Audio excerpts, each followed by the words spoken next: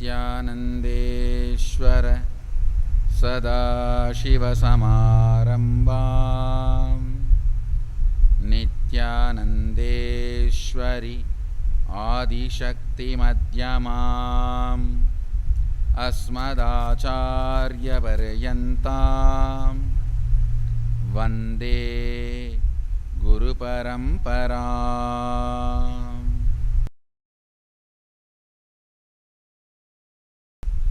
உங்கள் அனைவரையும் வணங்கி வரவேற்கின்றேன். இந்த தியான சத் சங்கத்திற்காக திருவண்ணாமலை ஆதீனத்தில் ஒன்று கூடியிருக்கும் உங்கள் அனைவரையும் வணங்கி வரவேற்கின்றேன்.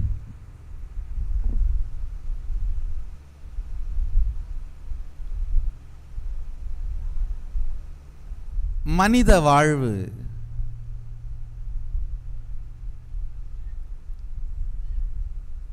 மிகப்பெரிய பொருள் பொதிந்தது, காரணம் செறிந்தது. வெறுமனே உணவும் உறக்கமும் சாதாரண சிறு சுகங்களும்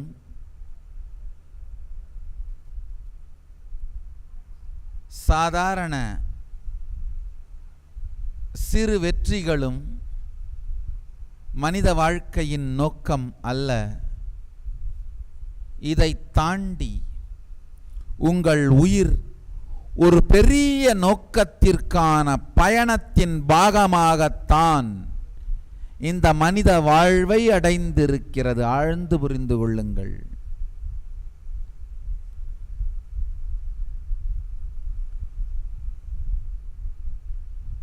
உங்களுக்கு பெரிய நோக்கம் இருக்கு, உங்கள் வாழ்க்கைக்கு பெரிய காரணம் இருக்குன்னு புரிய வைக்கிறவங்க, உங்களுக்கு யார் யாரெல்லாம் புரிய வைக்கிறார்களோ அவர்களெல்லாம் உங்கள் நண்பர்கள், உங்களை மேம்படுத்துகிறார்கள், உங்கள் உயிருக்கு நல்லவர்கள்.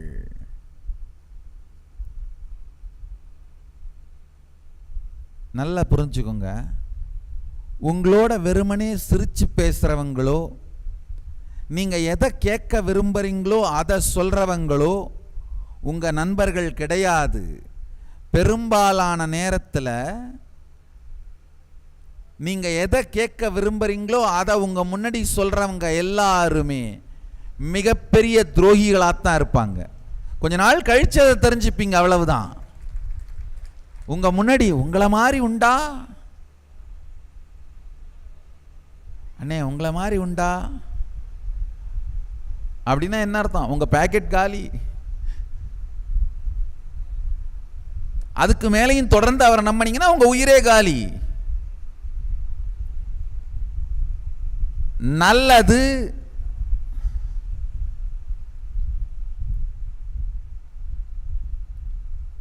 வாழ்க்கையின் உண்மையான நல்லது எது? யாருக்கு நம் உயிரின் நோக்கத்தை நமக்கு புரிய வைக்கின்ற சக்தி இருக்கின்றதோ அவர்களுடைய வார்த்தைகளே நல்லது.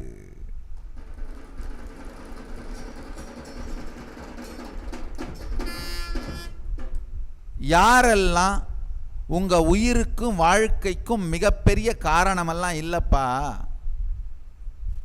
முடிஞ்ச வரைக்கும் சாப்பிடு, என்னென்ன முடியுமோ அனுபவி,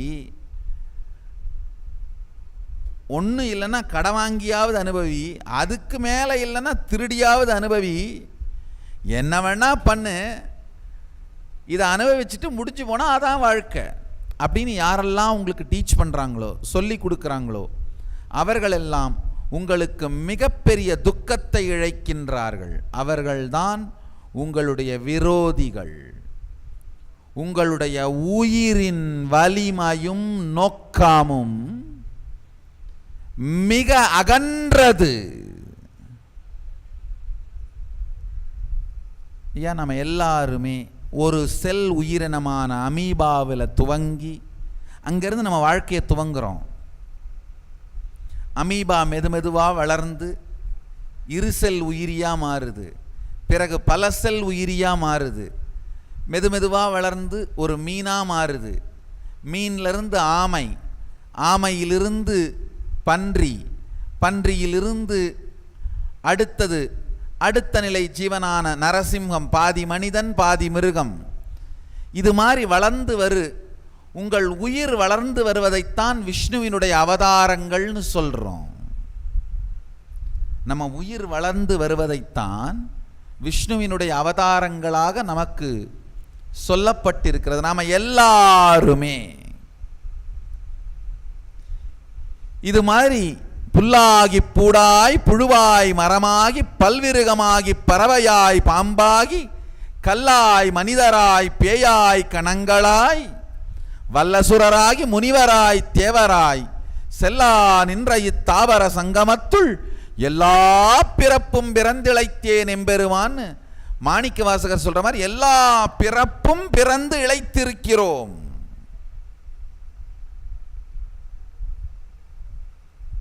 உங்களுடைய பரந்த வாழ்க்கையின் நோக்கத்தை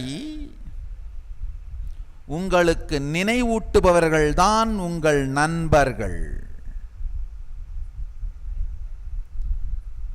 ஒரு 10 நிமிஷம் உடம்போட அரிப்பு சுகத்துக்காக வாழ்க்கையின் நோக்கமே அதுதான் உங்களுக்கு கற்றுக் கொடுக்குறவங்க தான் உங்களுடைய வாழ்க்கையின் மிகப்பெரிய துரோகிகள்.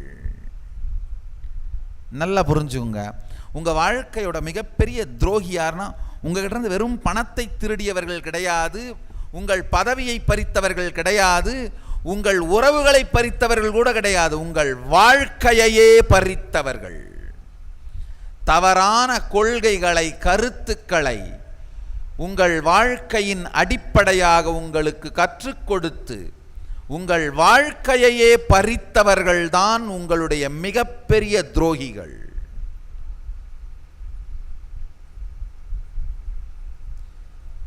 ஏன் இருக்கும்?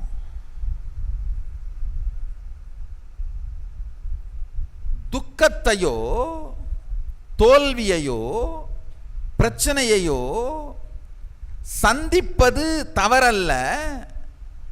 சந்தித்த பிறகு அதிலிருந்து நாம் எப்படி அதற்கு எதிர்வினை ஆற்றுகிறோம் அப்படிங்கிறத வச்சுத்தான் நம்முடைய வாழ்க்கையின் முடிவு.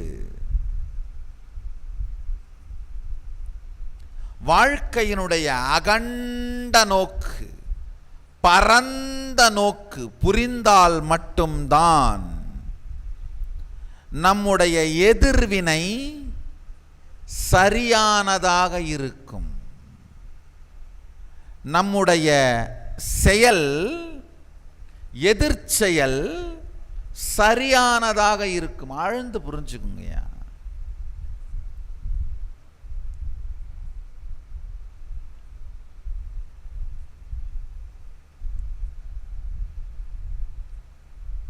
நீங்கெல்லாம் சொல்லுவீங்க, இப்போ நான் இருக்கிற நிலைமையில் இருக்கிறதுக்கு வாழ்க்கையில் படாத பாடுபட்டிருக்கேன் சாமி. படிக்கிறப்ப ஸ்கூலில் பட்டிருக்கேன், காலேஜில் பட்டிருக்கேன், வேலைக்கு போன உடனே முதலாளிங்கிட்ட பட்டிருக்கேன், கல்யாணம் ஆனதும் புருஷங்கிட்டேயோ பொண்டாட்டிக்கிட்டேயோ பட்டிருக்கேன், என் மாமியாரை பற்றி உங்களுக்கு தெரியாது சாமி, அவங்கக்கிட்ட பட்டிருக்கேன். இவ்வளோலாம் பட்டு தான் இப்போ இருக்கிற நிலையில் நான் இருக்கேன் சாமி. நாம் எல்லாமே இந்த வாழ்க்கையில் பட்டவைகளை மட்டும் பார்க்கின்றோம். உங்களுக்கு புரியலை? இது மட்டும் இல்லை, நீங்கள் உங்களுடைய ஒவ்வொரு ஜென்மத்திலும் பட்டவை எல்லாம் சேர்ந்துதான் இன்னைக்கு நீங்கள் இந்த நிலையில் இருக்கீங்க. இந்த ஒரு வாழ்க்கையில் மட்டுமல்ல, இந்த ஜென்மமெல்லாம் சேர்ந்து பட்டது ஒன்றாய் சேர்ந்துதான் இந்த நிலையில் இருக்கீங்க.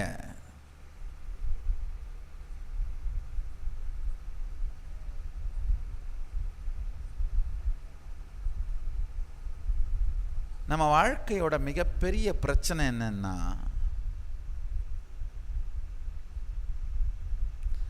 பரந்த முழு நோக்கத்தோடேயே நம்முடைய வாழ்க்கையை நோக்காமல் இன்னைக்கு எப்படியாவது தள்ளிரலாம், இன்னைக்கு எப்படியாவது தள்ளிரலாம், இன்னைக்கு கடன்காரர்களுக்கு கடன் கொடுத்தா போதும். தயவு செய்து ஆழ்ந்து கேளுங்கள்.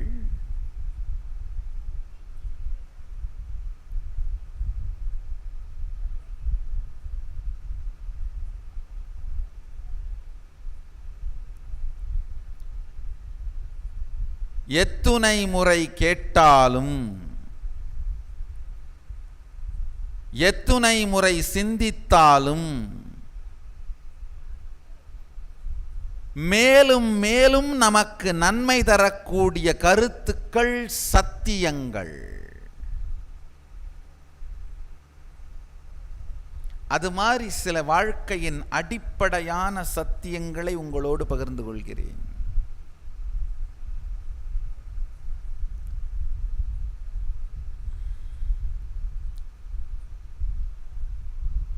தவறி விஷம் உங்க உடம்புக்குள்ள போயிருச்சுன்னா, ஒன்று விஷம் உங்களை கொல்ல வேண்டும். அப்படி விஷம் உங்களை கொல்லனா நீங்கள் விஷத்தை கொன்று விட்டீர்கள், அதனால தான் உயிரோடு இருக்கீங்க. அதே மாதிரி தான் உங்களுடைய கடந்த காலம் முழுமையும். உங்க கடந்த காலம் மொத்தத்தையும் நீங்கள் ஜெயித்ததால் தான் இன்று நீங்கள் உயிரோடு இருக்கின்றீர்கள். இல்லைன்னா உங்க கடந்த காலத்தில் எத்தனையோ முறை நீங்கள் காணாமல் போயிருக்க முடியும்.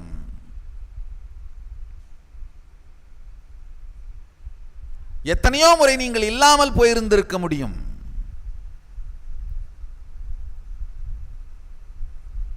அதையெல்லாம் தாண்டி இன்னைக்கு இருக்கீங்கன்னா நல்லா திரும்பி பாருங்க உங்கள் வாழ்க்கையை. ஐயோ, இந்த விபத்து நடந்திருந்தா அல்லது அந்த பிரச்சனை வந்திருந்தா, இல்லை இது நடந்திருந்தா நான் இன்று இப்போது இருக்க மாட்டேன் அப்படின்னு உங்கள் வாழ்க்கையில எல்லாருடைய வாழ்க்கையிலும் சூழ்நிலைகள் இருந்திருக்கு. ஆமா, என் வாழ்க்கையில் இந்த மாதிரி சூழ்நிலைகள் வந்திருக்கு, அதை தாண்டித்தான் இன்னைக்கு நான் இன்னமும் இப்படி இருக்கேன் அப்படின்னு எத்தனை பேர் நினைக்கிறீங்க? கை தூக்குங்க. சோ நீங்க எல்லாருமே எதையோ தாண்டி வந்திருக்கிறீர்கள். நல்லா தெரிஞ்சுக்கோங்க, காரணம் இல்லாமல் யாருமே இங்கு இருக்க அனுமதிக்கப்படுவதில்லை. பெரிய காரணம் இல்லாமல் நாம் யாருமே இங்கு இருக்க அனுமதிக்கப்படுவதில்லை. காரணம் இருந்தால் நம்மை யாராலும் அழிக்க முடியாது.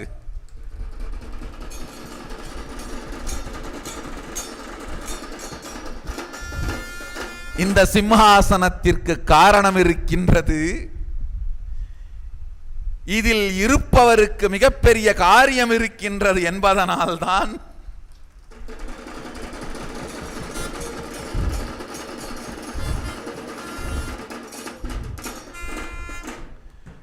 எத்தனை பேர் எத்தனையோ விதத்தில் முயற்சித்தும்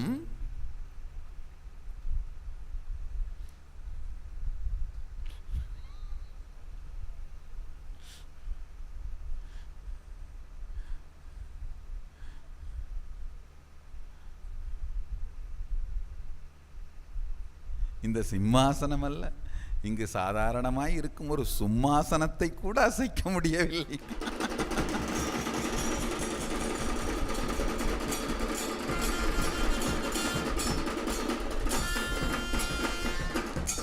அகங்காரத்தால் பேசவில்லை, ஆணவத்தால் பேசவில்லை. ஆழ்ந்து புரிந்து கொள்ளுங்கள்,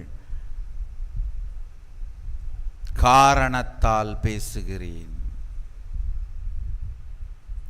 காரணம் புரிந்த காரணத்தால் பேசுகிறேன்.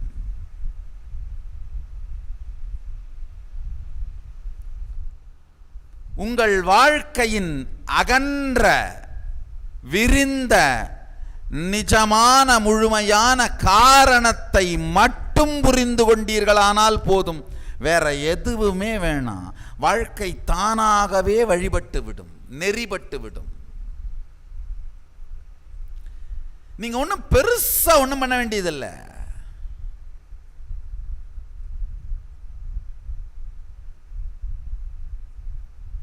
பசி வருகிறது என்றால்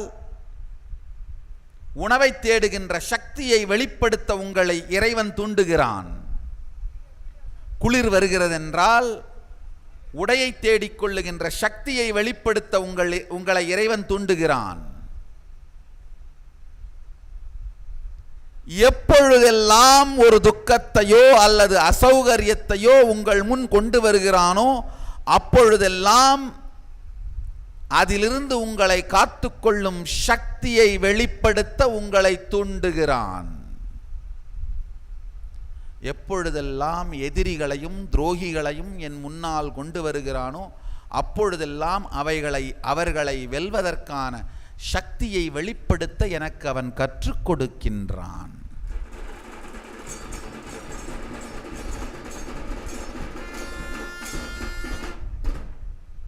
எப்பொழுதெல்லாம் பிரச்சனைகளை நம் முன் எடுத்து வருகிறானோ இறைவன் அப்பொழுதெல்லாம் நம்முடைய வாழ்க்கையின் அகன்ற காரணத்தை நமக்கு சொல்லுகின்றான். நம் வாழ்க்கையின் ஆழமான காரணத்தை நமக்கு சொல்லுகின்றான். மேம்போக்காய் சிந்திக்கின்ற இம்மெச்சூர்டான கான்வர்சேஷன்ஸ், அதாவது நமக்கு நாமளே பேசிக்கிற முதிர்ச்சி இல்லாத எண்ண ஓட்டங்களை அழிப்பதற்காகத்தான் நம்மை இறைவன் உலுக்குகின்றான். சில நேரத்தில் சொல்லுவோம், ஐயோ துக்கம் அடிவயிறு கலங்குது, பிரச்சனை இங்க மண்டைய வெடிக்குது,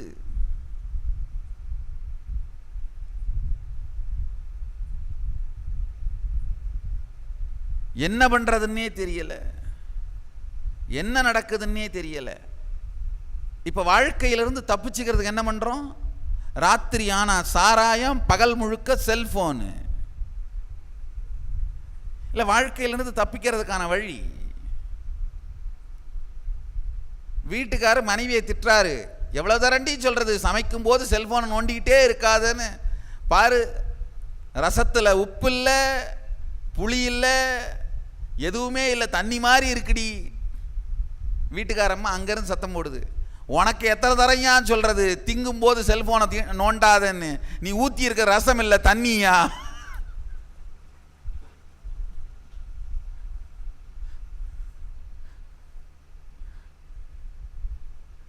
இன்னொருத்தர்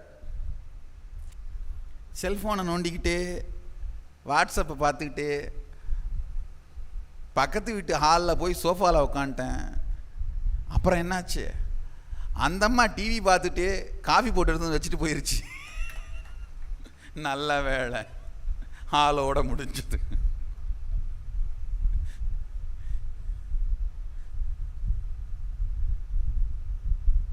ஆழ்ந்து புரிந்து கொள்ளுங்கள்,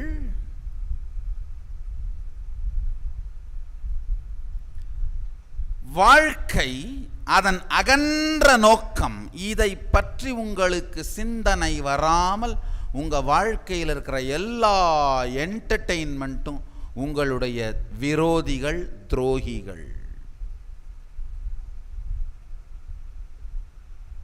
எல்லா என்டர்டெயின்மெண்ட்டும் உங்களுடைய வாழ்க்கையோட அகன்ற நோக்கத்தை நினைவுபடுத்தாத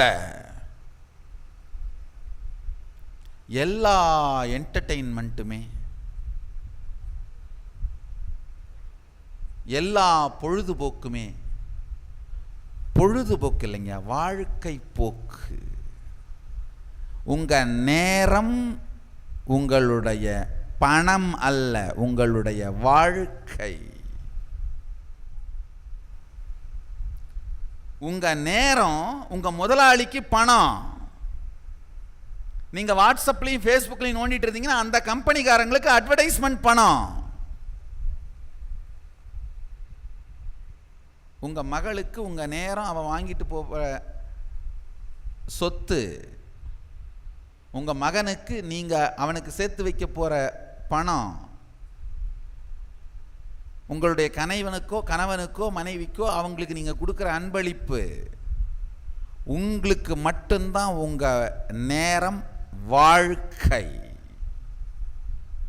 சில பேருக்கு அது பணமா தெரியும். உங்க முதலாளி உங்களுடைய டைமை வந்து பணமா தான் பார்ப்பாரு. உங்க பையன் உங்க டைமை வந்து அவனுக்கு நீங்க வாங்கி கொடுக்க போற பைக்கா தான் பார்ப்பான். உங்க பொண்ணு அவன் வாங்கிக்க போற ஸ்கூட்டியா தான் பாப்பா. உங்களுடைய கணவனோ மனைவியோ நீங்க அவங்க வாங்கி கொடுக்க போற சேலையாவோ இல்லை வேற ஏதாவதோ தான் பார்ப்பாங்க. உங்களுக்கு மட்டும்தான் உங்களுடைய நேரம் வாழ்க்கை.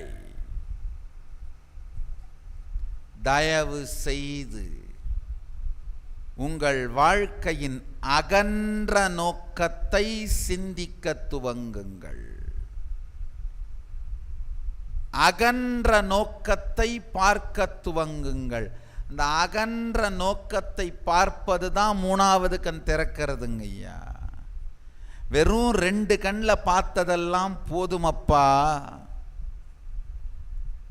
2 கண்ணில் கொள்ள முடியாத சில விஷயங்கள் இருக்குன்னு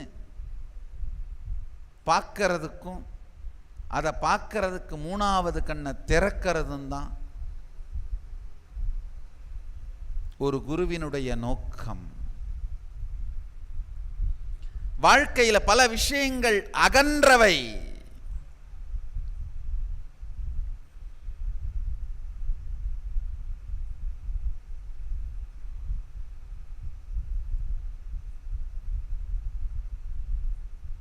காண்பது வேறு, நோக்குவது வேறு.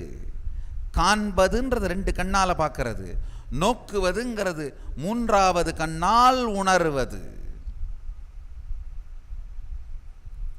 நீங்க இப்ப பார்க்கின்ற காண்கின்ற விஷயங்களை தாண்டி சிலது இருக்குன்னு புரிஞ்சாத்தான், வாழ்க்கையின் உயர்ந்த பரிமாணங்களுக்குள் நுழைந்தாக வேண்டும்னு தெரிஞ்சாத்தான் வாழ்க்கை துவங்குகின்றது. அது வரைக்கும் வாழ்க்கை துவங்கலைங்கயா. நீங்க முதுமை அடையலாம், முதிர்ச்சி அடையல. முதுமை வேறு, முதிர்ச்சி வேறு. முதுமை வேறு, முதிர்ச்சி வேறு.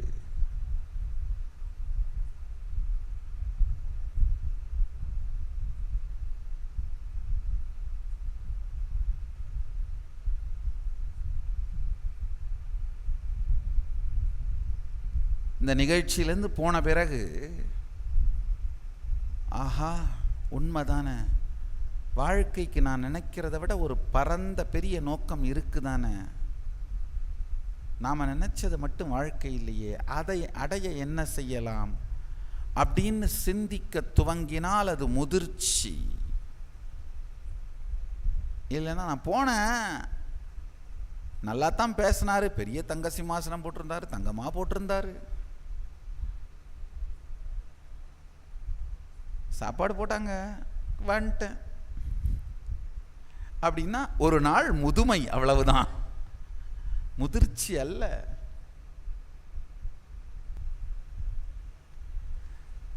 சத்தியங்களை, வாழ்க்கையின் அகன்ற நோக்கத்தை உள்வாங்க துவங்கினீர்களானால் அது முதிர்ச்சி.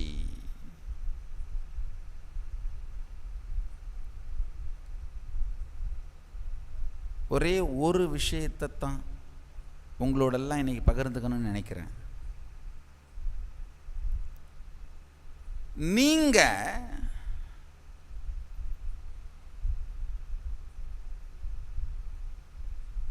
சாதாரண கருத்துக்களையும் எண்ண ஓட்டங்களையும் பிடித்து வைத்து வாழ்க்கையை பற்றி வருகின்ற முடிவு மிகவும் தாழ்ந்தது, முழுமையில்லாதது.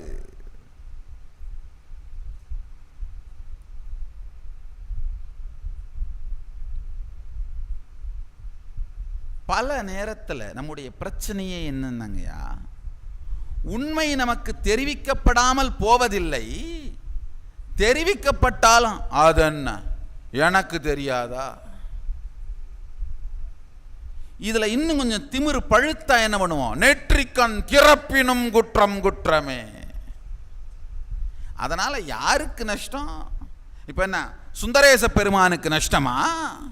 மூட நக்கீரனே மூதேவி உனக்குத்தாயா நஷ்டம்?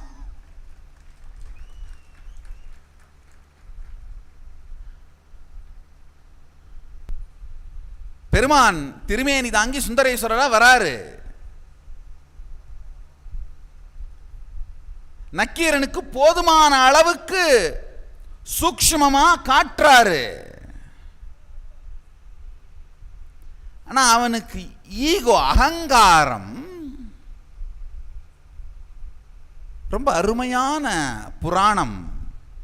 அந்த காலத்தில் இது மாதிரியான கருத்துக்களை எல்லாம் படமாக எடுத்திருக்காங்க பாருங்க. என்ன தமிழ்நாடு, தெய்வ தமிழ்நாடு.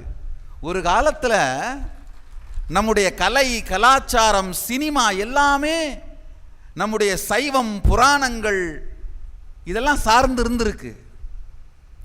ஒரு காலத்தில்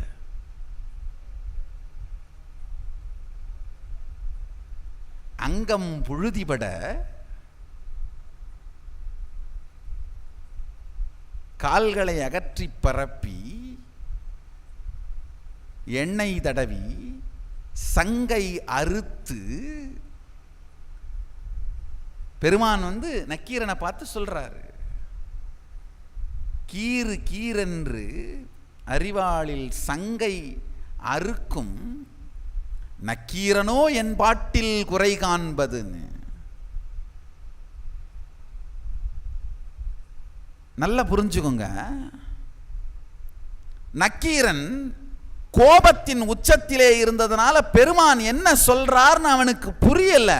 உடனே அவன் என்ன நினைக்கிறான், ஜாதியை பத்தி சொல்றாரோன்னு நினைச்சு சங்கை அறுக்கின்ற அந்த ஜாதி கீரன் ஒரு ஜாதி. இவருக்கு நக்கீரனுக்கு நல்லான்னு பேரு, நல் கீரன் தான் நக்கீரன் மாறுது. கீரன் ஜாதி பேர். உடனே அவன் என்ன நினைக்கிறான்னா, பெருமான் ஜாதியைத்தான் சொல்லுகிறார்னு அவனுக்கு கோபம் வருது. அதனாலதான் சங்கருப்பது எங்கள் குலம், சங்கரனார்க்கு ஏது குலம்னு பெருமானையே ஜாதி சார்ந்து இழுக்கின்றான். உண்மையில பெருமான் அங்க ஜாதியை சொல்லலைங்கய்யா. சங்கு அப்படிங்கிறது நம்முடைய தொண்டையில் இருக்கிற சங்கு. அதனால்தான் நம்ம தொண்டையை என்ன பண்ணுவோம், சங்குன்னு சொல்லுவோம், சங்கருத்துருவோன்னு சொல்லுவோம் பாருங்க. இது என்னன்னா, காற்றை வார்த்தையாக மாற்றுகிற சங்கு தொண்டையில் இருக்கு. அந்த காற்றை வார்த்தையாக மாற்றுகின்ற இந்த கவிதை கலையை தெரிந்த நக்கீரனா என் பாட்டில் குறை காண்பதுன்னு கேட்கிறாரு. அந்த சங்கு கீழே அறுத்தா வல்லினம், நடுவில் அறுத்தா இடையினம், மேல அறுத்தா மெல்லினம். தனக்குள் இந்த வார்த்தைகளாலே விளையாடத் தெரிந்த நக்கீரன் இந்த சங்கை எப்படி வேண்டுமானாலும் அறுத்து, சங்க நுனியில் அறுத்தா மோதிரம், நடுவில் அறுத்தா வளையல், அதுக்கு மேலே உச்சியில் அறுத்தா காதணி. அது மாதிரி இந்த சங்கில வார்த்தைகளை வைத்து அறுத்து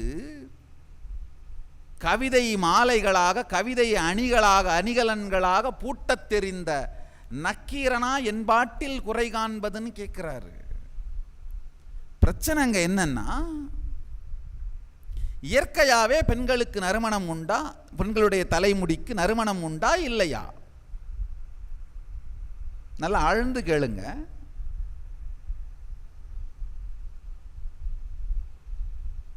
நக்கீரன் என்ன சொல்ல வரான், இல்லவே இல்லைன்னு சொல்ல வரான். அப்ப பெருமான் வாது செய்யும் பொழுது சொல்றாரு, வார்த்தைகளிலே விளையாட தெரிந்து விட்டதனால் உனக்கு இறுதி உண்மை தெரியும்னு அர்த்தம் கிடையாது. நல்லா தெரிஞ்சுக்கோங்க. ஒரு அடிப்படையான ரகசியம், சத்தியம் உங்களுக்கு புரியணும். ரொம்ப சிந்திக்கிற இன்டலெக்சுவலா மூளையை மட்டும் உபயோகம் பண்ற மனிதர்களுக்கு சுவாசத்தினுடைய தன்மை, இந்த ஸ்மெல்ல, வாசனையை நுகருகின்ற தன்மை குறையும். இது இயற்கை. ஏதாவது ஆழமா திங்க் பண்ணிட்டு இருந்தா சுத்தி நடக்கிற சப்தம் இல்ல சுவாசம் தெரியுதா? தெரியாது. எத்தனை பேர் அதை அனுபவிச்சிருக்கீங்க? வார்த்தைகளிலேயே சிந்தித்துக் கொண்டிருக்கிற, வாழ்ந்து கொண்டிருக்கிற மனிதனுக்கு சுவாசம் மட்டுப்படுவது இயற்கை. உணர்வு சார்ந்து வாழுகின்ற மனிதனுக்கு ஐம்புலனும் முக்கியமா சுவாசம் ஆழமா இயங்கும். வாசனை நுகருகின்ற தன்மை ஆழமா இருக்கும். வாசனை நுகர்கின்ற தன்மையும் நம்முடைய மனதினுடைய அமைதியும் நெருக்கமான தொடர்புடையது. நக்கீரனும் எப்போ பார்த்தாலும் சர்ச்சை, பிரச்சனை, இந்த புலவர் சரியா, அந்த புலவர் தவறா, இந்த கருத்து சரியா, அந்த கருத்து தவறா, சர்ச்சைகளிலேயே சிந்தித்து கொண்டிருக்கின்ற ஒரு புலவன்கிறதுனால, வார்த்தைகளிலேயே வாழ்பவன் என்பதனால் அவனுடைய நுகரும் தன்மை மட்டுப்பட்டு போயிருந்தது. ஆனா அவன் நுகரும் தன்மை மட்டுப்பட்டு போயிருந்ததை புரிந்து கொள்ளாத அவன் அவனுடைய வார்த்தை ஜால விளையாட்டின் மீது ஆழமான கர்வத்தை கொண்டிருந்ததனால், வந்திருக்கின்றவர் பெருமான் என்று தெரிந்தும் தான் ஒரு ஸ்டாண்ட் எடுத்துட்டா அந்த ஸ்டாண்டிலிருந்து மாறுறதில்லை. நல்லா தெரிஞ்சுக்கோங்க, நம்ம வாழ்க்கையிலையும் பல நேரத்தில் இறைவன் ஞான குருவாக நம் முன் தோன்றத்தான் செய்கிறார், தோன்றாம விடுறதே இல்லை. ஆனா நாம என்ன பண்றோம்? நக்கீரன் மாதிரி முதலியே ஒரு ஸ்டாண்ட் எடுத்துட்டதுனால, நக்கீரன் உண்மையில் பார்த்தீங்கன்னா நக்கீரன் கூட நேரடியா பெருமானே வந்திருந்தார்னா எடுத்த உடனே அந்த ஸ்டாண்ட் எடுத்திருக்க மாட்டான். வந்தது தருமிங்கிறதால இவன் வீக்கான ஆளுன்னு நினைச்சு ஸ்டாண்ட் எடுத்துட்டான். ஆனா தருமிக்கு பின்னாடி பெருமான் தலைவன் சுந்தரேசன் இருக்கிறான் அவனுக்கு தெரியல. தெரிஞ்ச பிறகு ஸ்டாண்ட மாத்துறதுக்கு அகங்கார இடம் கொடுக்கல.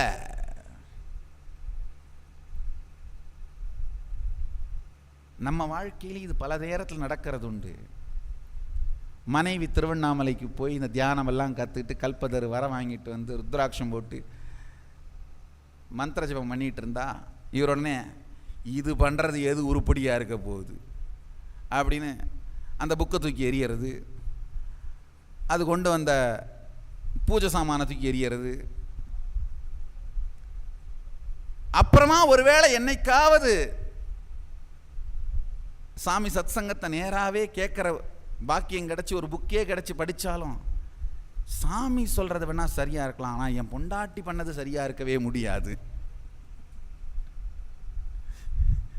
நானா நேரடியாக சாமியை பற்றி தெரிஞ்சு போனாலும் போவனே தவிர நீ இன்ட்ரடியூஸ் பண்ணதுனால போக மாட்டேன்.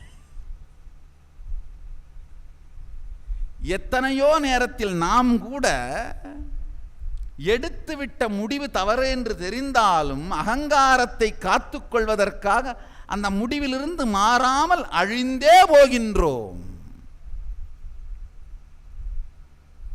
இறைவன் நமக்கு வாய்ப்பு தராமல் இருப்பதில்லை, தருகிறார்.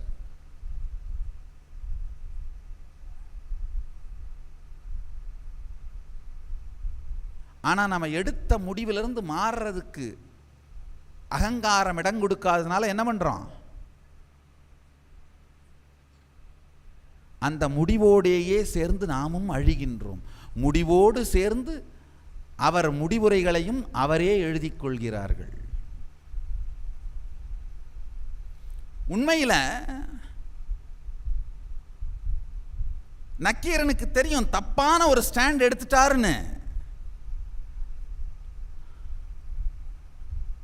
ஆனால் அந்த எடுத்த ஸ்டாண்டை மாற்றிக்கிற அளவுக்கு புத்திசாலித்தனம் இல்லை. நம்ம வாழ்க்கையிலையும் பல நேரத்தில் நம்ம வாழ்க்கையை பற்றிய சிறு நோக்கோடு, சிறு எண்ணப்போக்கோடு பல முடிவுகளை எடுத்துடுறோம். அதுக்கு பிறகு நாம் எடுத்த ஸ்டாண்டு சரின்னு காப்பாற்றணுங்கிற ஒரே காரணத்துக்காக அந்த முடிவோடு வாழ்க்கையை முடித்துக் கொள்கிறோமே தவிர மாற்றிக்கொள்ள மறுக்கின்றோம். மாற்றிக்கொள்ள முடிவெடுப்பவன் ஞானி. எப்போ? இல்லை, முழு சிந்தனை பரிமாற்றமும் முழு சிந்தனை பரிமாணமும் இல்லாமல்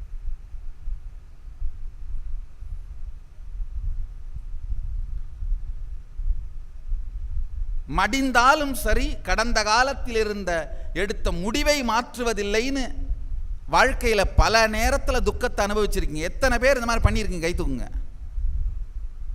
ஆனால் அது புத்திசாலித்தனமா முட்டாள்தனம்?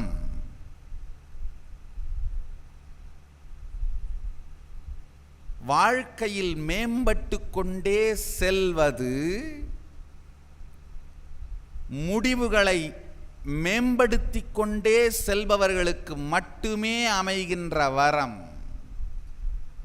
அறிவும் தெளிவும் ஞானமும் வரும்பொழுதெல்லாம் வாழ்க்கையை வளப்படுத்திக் கொள்வதற்கு உபயோகப்படுத்திக் கொள்ளுங்கள். நிச்சயமா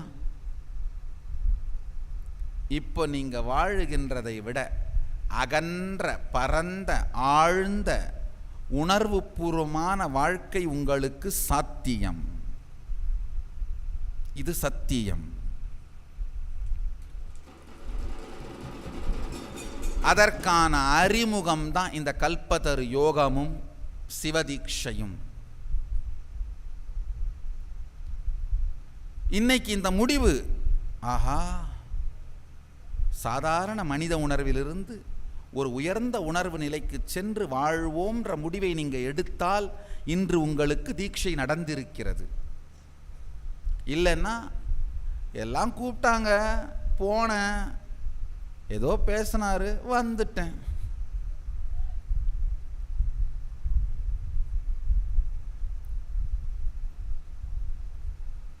சில பேர் கேட்கறது உண்டு, இன்னைக்கு எத்தனை பேருக்கு சாமி தீட்சை கொடுத்தீங்கன்னு. அப்பா, நான் கோடிக்கணக்கான பேருக்கு கூட கொடுக்குறேன், ஆனால் எத்தனை பேர் எடுத்துக்கிட்டாங்கன்னு நீங்கள் அவங்ககிட்ட தான் கேட்கணும். நான் பொங்கி வர கங்கை மாதிரி உலகத்துக்காகவே பொங்குகிறேன், ஆனால் எத்தனை பேர் குடிச்சுக்கிறாங்களோ அவங்க விருப்பம். சில பேர் குடிக்கிறாங்க, சில பேர் குளிக்கிறாங்க, சில பேர் கமண்டலத்தில் கொண்டு போகிறாங்க, சில பேர் குடத்தில் கொண்டு போகிறாங்க, சில பேர் டேங்கரில் கொண்டு போகிறாங்க, சில பேர் தானும் குடிக்க மாட்டோம் மற்றவங்களையும் குடிக்க விட மாட்டோம், அதில் 1 2 3 ஊத்துறாங்க.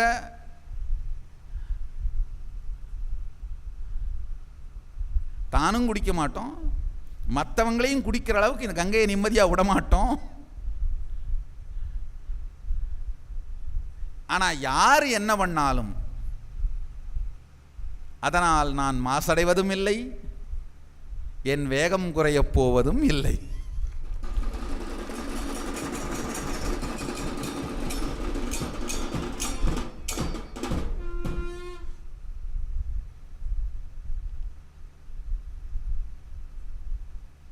ஒரே ஒரு சத்தியம். இவ்வளவு நேரம் நான் என்ன சொன்னனோ அது மொத்தத்தோட சாரத்தையும் 2 வார்த்தையில் சொல்லிடுறேன். இதுவரைக்கும் நீங்க உங்களுடைய உடல் மனம் இது சார்ந்தே உங்களுடைய வாழ்க்கையையும் எண்ணப்போக்கையும் நடத்திட்டு இருக்கீங்க. உங்களால் வாழ்க்கையில் எதிர்கொள்ள முடியாத விஷயங்கள் தப்பிச்சுக்கிறதுக்காகத்தான் செல்போனும் சாராயமும். டைவர்ஷன் டாக்டிக்ஸ், வேற ஒன்றும் இல்லை. உங்களை நீங்களே ஹேண்டில் பண்ண முடியாமல் தான் என்ன பண்ணுறோம், இதை எடுத்து வச்சுக்கிறோம்.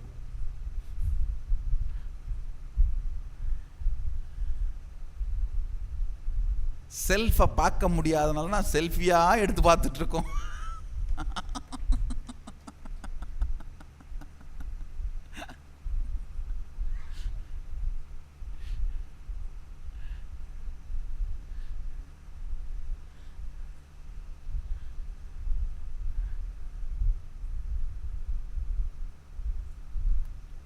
அகநூலை புரட்ட முடியாததால் தான் முகநூலினேயே புரண்டு கொண்டிருக்கிறோம்.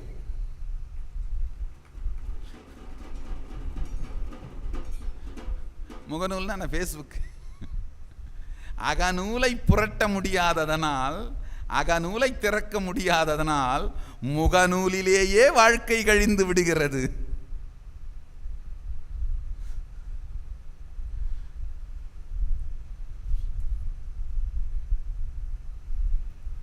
சாதாரணமான உங்கள் உடல் மனம் சார்ந்த எண்ண ஓட்டங்களை வைத்து நீங்கள் இயக்குகிற வாழ்க்கை சிறு வாழ்க்கை. உங்களுக்குள் இறைத்தன்மை இருக்கின்றது, சதாசிவத்துவம் இருக்கின்றது. அந்த தன்மை வெளிப்படுகின்ற வகையிலே விதத்திலே உங்கள் வாழ்க்கையை அமைத்து கொள்ள வேண்டும் எனும் வாழ்க்கை சிவத்தன்மை.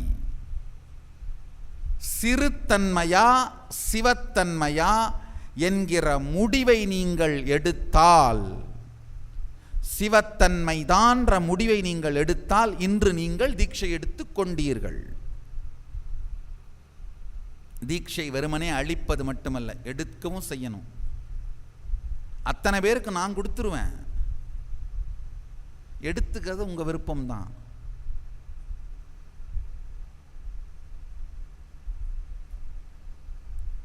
எடுக்கிறதுன்னு முடிவு பண்ணிட்டுனா அடுத்து எப்படி, அது அடுத்த கேள்வி. ரெண்டே ரெண்டு விஷயங்கள். இன்னைக்கு உங்களுக்கு கொடுக்கப்பட்ட பூரணத்துவ தியானம் தினந்தோறும் ராத்திரி தூங்குறதுக்கு முன்னாடி ஒரு 21 நிமிஷம் செய்ய ஆரம்பிங்க. நீங்கள் நினைக்கலாம் இதெல்லாம் ரொம்ப சிம்பிள் மெடிடேஷன் டெக்னிக், இதெல்லாம் போய் பண்ண சொல்கிறீங்களே சாமின்னு. சிம்பிளாக இருந்தாலும் செஞ்சு பார்க்க ஆரம்பிங்க. கஷ்டமாக இருந்தாலும் செய்ய மாட்டோம், இதெல்லாம் ரொம்ப கஷ்டம் பண்ண சொல்கிறீங்களே சாமி. சிம்பிளாக இருந்தாலும் இவ்வளோ சிம்பிளாக இருக்கிற விஷயத்தை என்ன பண்ண சொல்கிறீங்க? நான் யாருன்னே உங்களுக்கு தெரிய மாட்டேங்குது. நான் எவ்வளோ புக்கு படிச்சிருக்கேன், நான் நிறைய ஓஷோலாம் படிச்சிருக்கேன், ராமகிருஷ்ணன்லாம் படிச்சிருக்கேன், ஜெய கிருஷ்ணமூர்த்திலாம் படிச்சிருக்கேன். யாரோ புதுசாக ரோட்டில் போகிறவங்களுக்கெல்லாம் கொடுக்குற சிம்பிளானதெல்லாம் எனக்கு கொடுக்குறீங்களே. நீச்சலை பற்றி, நீந்துவதை பற்றி 100 புத்தகம் படித்திருந்தாலும் முதல் நாள் நீரில் இறங்கினால்தான் நீச்சல் துவங்கும்.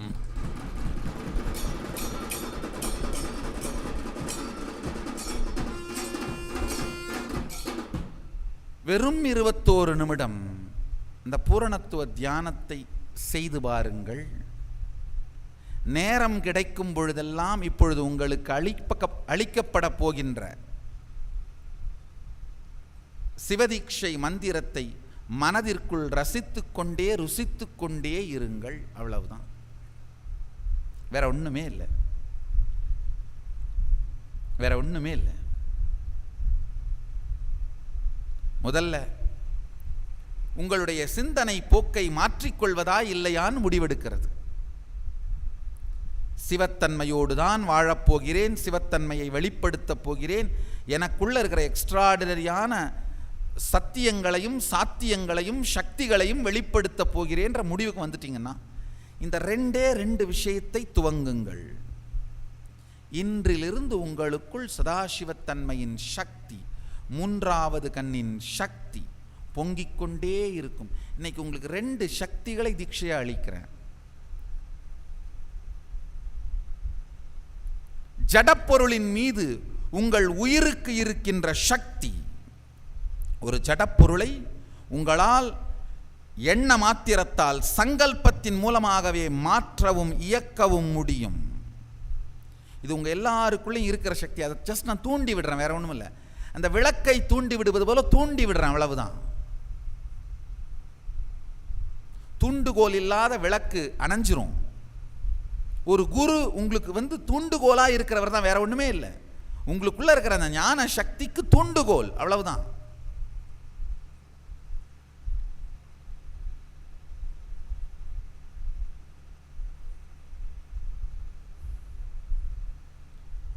ரெண்டாவது, உங்களுடைய மனதையும் மற்றவர்களுடைய மனதையும் படிக்கின்ற சக்தி. மற்றவங்க மனசை படிக்கிறத விட உங்க மனசையே படிக்க கத்துக்கிறது தான் பெரிய சக்தி. மற்றவங்க மனசுல என்ன ஓடுதுன்னு கூட ஈஸியா கண்டுபிடிச்சிடலாம். உங்க மனசுல என்ன ஓடுது நீங்க கண்டுபிடிக்கிறது மிகப்பெரிய சக்தி. ஏன்னா ஒரு நிமிஷம், ஒரு வினாடி, ஒரு திசையில ஒரு மாடி ஓடிட்டு இருக்கு.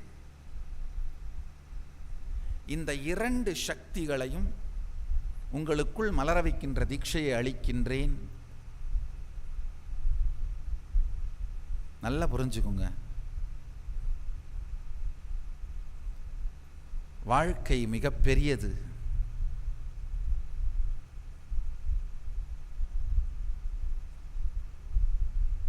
அத சாதாரண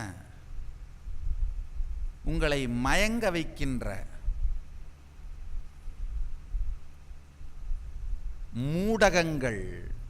ஊடகங்களை தான் அப்படி சொல்றேன். மூடகங்கள் கொடுக்கின்ற பொழுதுபோக்கிலே வாழ்க்கையை கழிச்சிடாதீங்க. மூடகங்களின் பொழுதுபோக்கினால் வாழ்க்கை கழிவதில்லை. அதில் வாழ்க்கையை தொலைக்க முடியுமே தவிர கண்டுபிடிக்க முடியாது. ஏதாவது ஒரு பிரச்சனையை பெருசா பூதாகரமாக்கி முன்னாடி நிறுத்துவாங்க.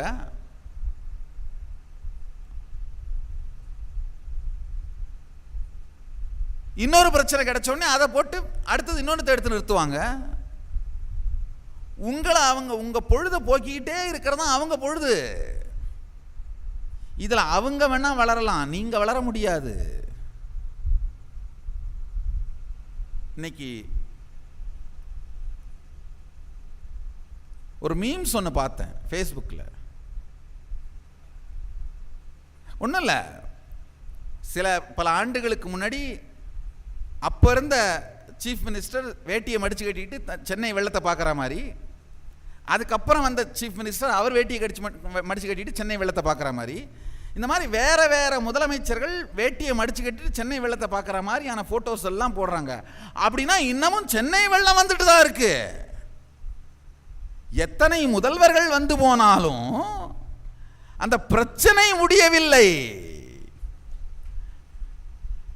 நல்லா பார்த்துக்கோங்க.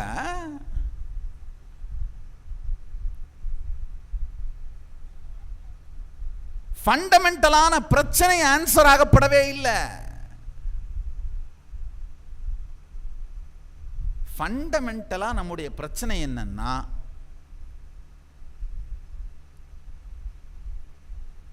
தண்ணியோட வீட்டில் நம்ம வீட்டை கட்டினதுனால நம்ம வீட்டில் தண்ணி வீடு கட்டுது, அவ்வளவுதான்.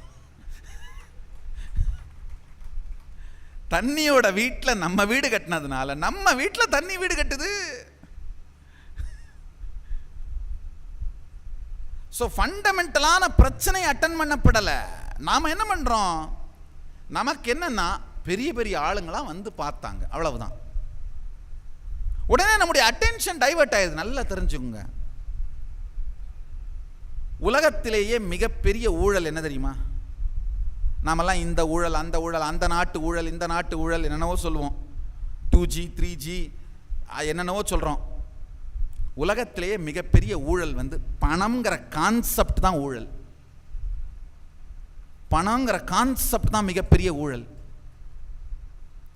யாரோ ஒருத்தரால் நம்முடைய வாழ்க்கை பிரச்சனைகள் தீந்துரும் நினைக்கிறோம் பாருங்க, இதுதான் மிகப்பெரிய முட்டாள்தனம்.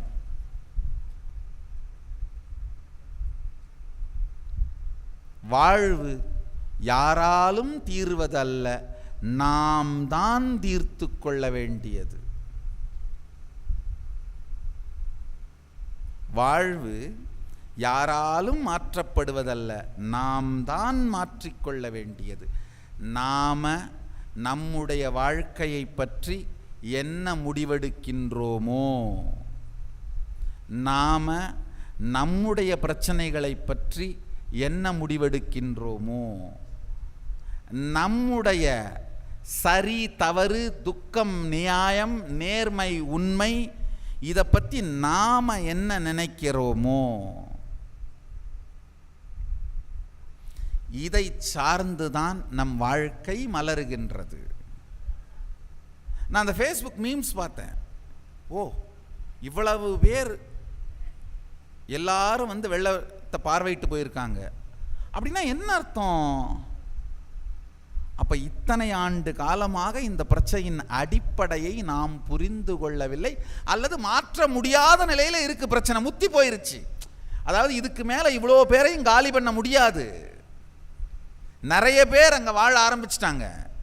சட்டத்தாலோ வேறு எதனாலேயோ யாரையும் இவங்களெல்லாம் காலி பண்றது சாத்தியமில்லை அப்படின்னு ஆயிருச்சு. அப்ப என்ன, மழை அடிக்கிற மாதிரி அடிக்கும், நாம் அழுவுற மாதிரி அழுவணும், நிவாரண உதவி நடக்கிற மாதிரி நடக்கும், திரும்ப அடுத்த மழை வரப்போ அடிக்கிற மாதிரி அடிக்கும், அழுவுற மாதிரி அழுவணும், நிவாரண உதவி நடக்கிற மாதிரி நடக்கும், அவ்வளவுதான்.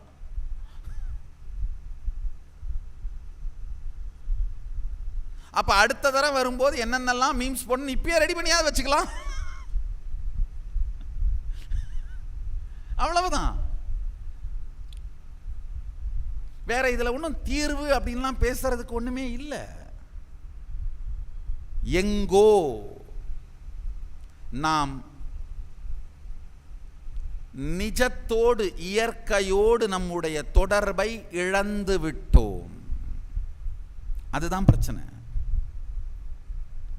இயற்கையோடு நம்முடைய தொடர்பை இழந்து விட்டோம்.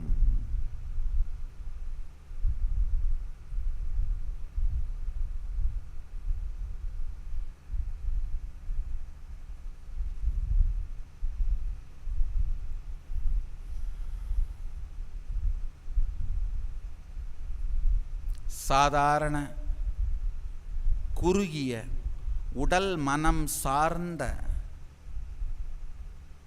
பிரச்சனைகள், உடல் மனம் சார்ந்த சிந்தனைகள், செயல்பாடுகள், இது ஜீவத்தன்மை, சிறுத்தன்மை. நமக்குள் சிவத்தன்மை இருக்கின்றது, சதாசிவத்தன்மை இருக்கின்றது என்கின்ற தெளிவோடு செயல்படுவதும் சிந்தனைப்படுவதும் நேர்படுவதும் இயங்குவதும் சிவத்தன்மை. சிவத்தன்மையை நோக்கி நகருங்கள். உடனடியாக இந்த இரண்டு விஷயம், இரவு உறங்கும் முன் பூரணத்துவ தியானம், நாள் முழுவதும் சிவதீட்சைக்கான இந்த மந்திரத்தை மனதிற்குள் ருசித்து கொண்டே ரசித்து கொண்டே சிந்தித்து கொண்டே இருப்பது, இந்த இரண்டையும் செய்யுங்கள். இது உடனடியாக செய்ய வேண்டியது. இதுக்கு மேல இந்த சக்திகளை மென்மேலும் வெளிப்படுத்தி முழுமையா சதாசிவத்தன்மையிலேயே வாழ வேண்டும்னு நினைச்சிங்கன்னா, சில சீரியஸான சின்சியரான ஸ்ரத்தையுடைய மக்கள் அதை நினைப்பீங்க. யாருக்கு அந்த எண்ணம் இருக்கிறதோ வாருங்கள், ஆதீனத்தின் வாசல்கள் திறந்தே இருக்கின்றது. எத்துணை பேர் வந்தாலும் இந்த சத்தியங்களை வாழ வேண்டும் என்று நினைத்தீர்களானால் உங்கள் அனைவருக்கும் ஆதீனத்தில் வசிப்பதற்கு ஆதீனவாசியாய் இடமிருக்கின்றது.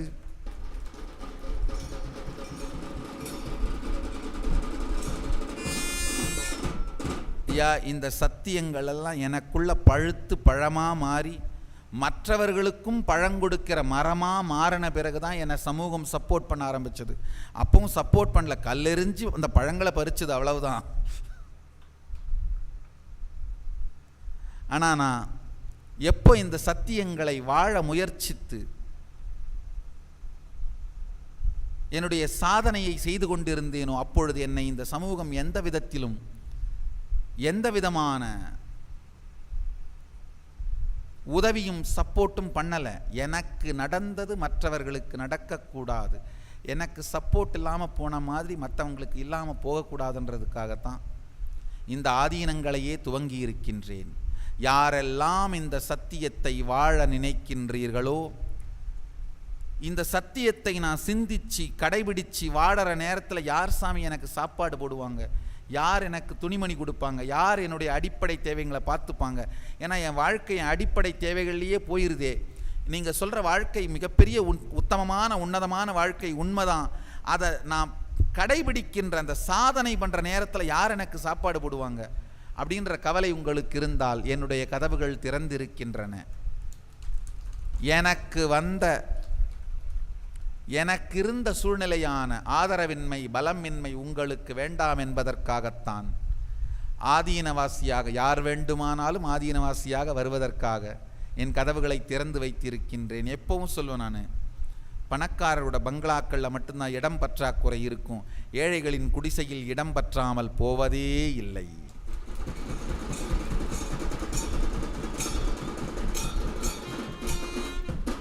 வாருங்கள்,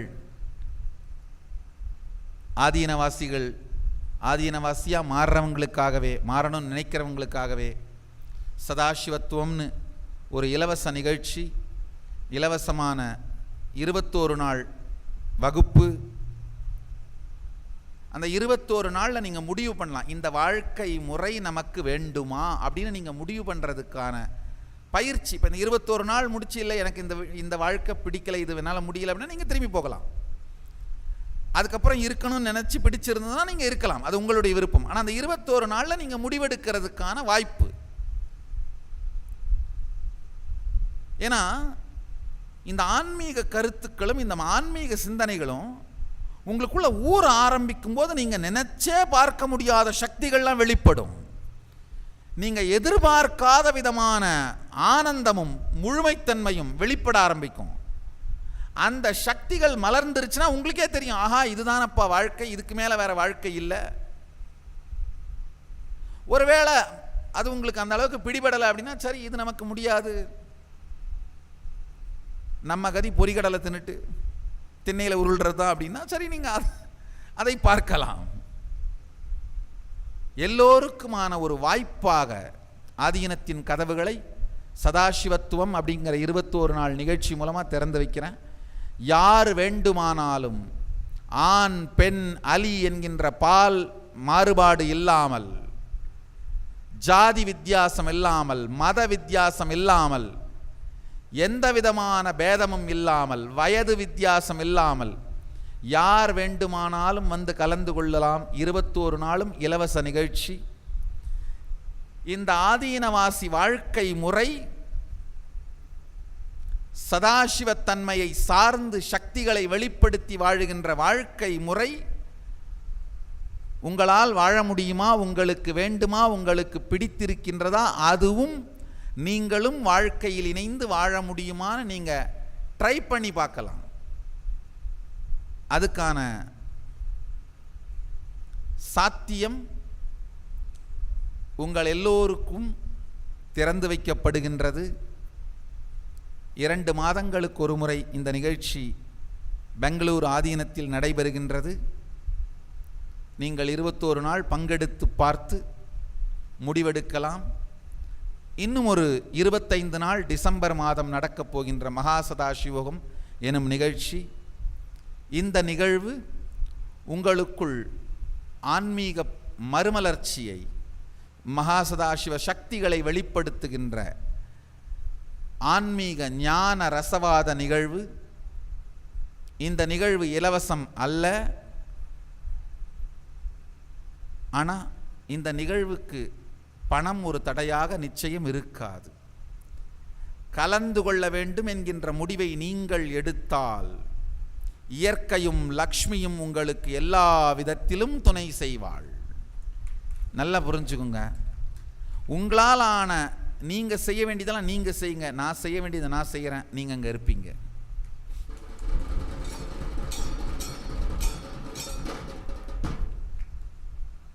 நீங்கள் கல்லை நகர்த்துங்கள், நான் கிரகங்களை நகர்த்துகிறேன்.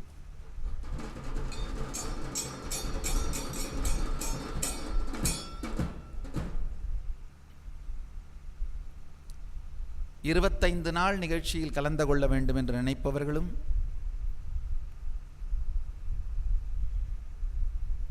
சதாசிவத்துவம் 21 நாள் நிகழ்ச்சி, இந்த 21 நாள் நிகழ்ச்சி ஆதீனவாசி ஆகணும்னு நினைக்கிறவங்களுக்கான ஒரு ட்ரைனிங் செஷன். அந்த 21 நாளில் நீங்கள் முயற்சி பண்ணி பார்க்கலாம், இந்த வாழ்க்கை முறை நமக்கு ஒத்து வருமா, இந்த வாழ்க்கை நமக்கு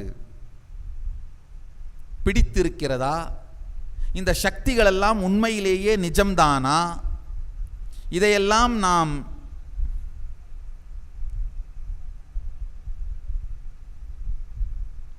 வாழ்ந்து பார்க்கலாமா, இது மற்றவங்களுக்கு தான் வருமா, நமக்கும் உண்டா அப்படின்றதெல்லாம் நீங்கள் முயற்சி செய்து பார்ப்பதற்கான வாழ்க்கை முறை தான் சதாசிவத்துவம் நிகழ்ச்சி. ஜனவரி மாதம் 11ஆம் தேதி அடுத்த சதாசிவத்துவம் துவங்க இருக்கிறது. யார் வேண்டுமானாலும் கலந்து கொண்டு இந்த சதாசிவத்துவ நிலையை அடையுங்கள்.